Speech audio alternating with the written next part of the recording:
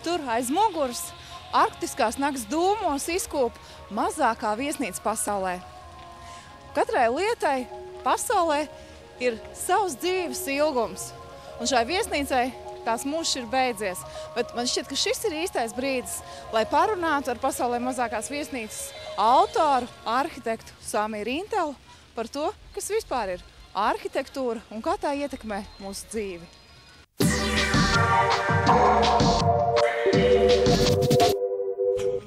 Vairāk kā mūsu planētas viesnīcām laiku pa laikam piedēvē pasaulē mazākās titulu, bet šī, kas vēl līdz februāra vidum stāvēja Kirkeneses ostmalā, noteikti bija mazākā vismaz Norvēģijā. Pēc mākslas kuratora apvienības Pikene pa Broen lūguma to pirms 7 gadiem uzcēla somu arhitekts Sami Rintela. 2 stāvu celtnes 28 kvadrātmetros ir 2 istabas gan bez elektrības un ūdens, toties tā būvēta no vidē draudzīgiem materiāliem ar gleznainu skatu uz fjordu, jo tolaik blakus esošā modernā viesnīca vēl nebija uzcelta. Mani uzaicināja izveidot mākslas darbu šajā vietā, bet es teicu, ka man māksla ir mazliet apnikusi. Labāk izveidosim kaut ko noderīgu. Man teica, tev laikam ar galvu viss nav kārtībā, jo bija tikai 10 dienas laika un ļoti mazs budžets.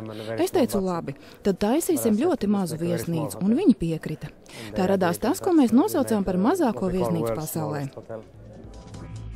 Viesnīcai bija pat ilgāks mūžs nekā autors bija iecerējis, jo kādu laiku to gan sevišķi veiksmīgi pārvaldīja vietējā turisma aģentūra. Bet, kad pilsētiņā izplatījās ziņa, ka viesnīcu festivāla Barents spektakļa laikā svinīgi nodedzinās, uzreiz radās gribētāji to uzstādīt gan kādā mazdārziņā, gan kaut kur pie vasarnīcas. Taču koncepcija paliek koncepcija. Viesnīcai bija jāpazūd.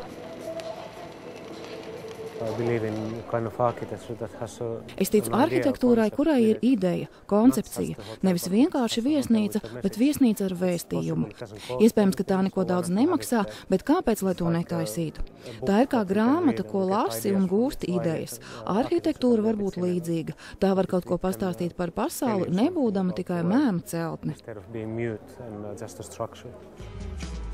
Līdzās tādiem darbiem kā sauna uz ūdens, vidē draudzīgas moduļu mājas, privātu mājas un sabiedriskās ēkas, Sami Rintela veidojas arī mākslas projektus un instalācijas, komentējot cilvēka un vides mijiedarbību. Tāds bija, piemēram, 60 Minute Man, jeb 60 minūšu cilvēks 2000. gada Venēcijas bienālē.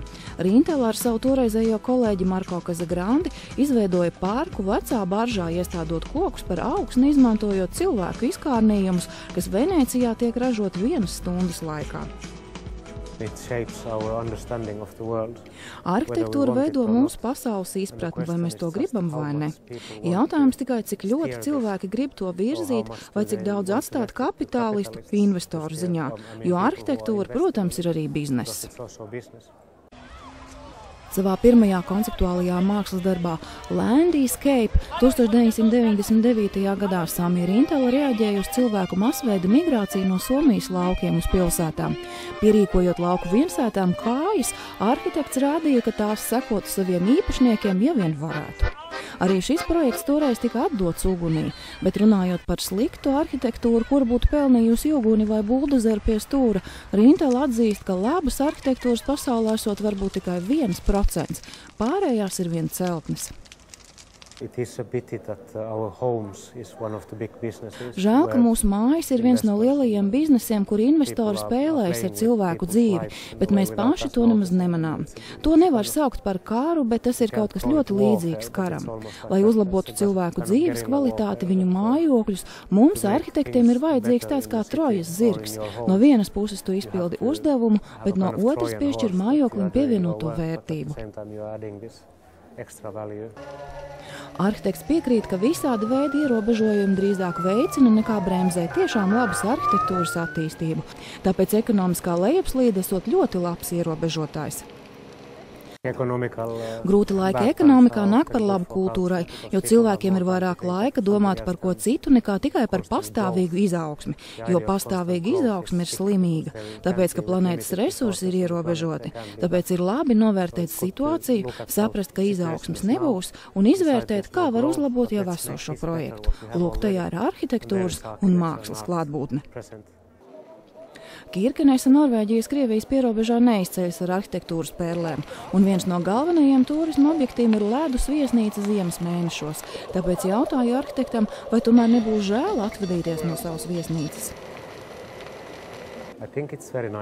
Es domāju, tas ir ļoti labi. Es pret to izturos realistiski. Mēs uzbūvējām šo objektu 8 dienās ar 3 studentiem. Un kāpēc, lai 8 minūšu laikā to nenodedzinātu?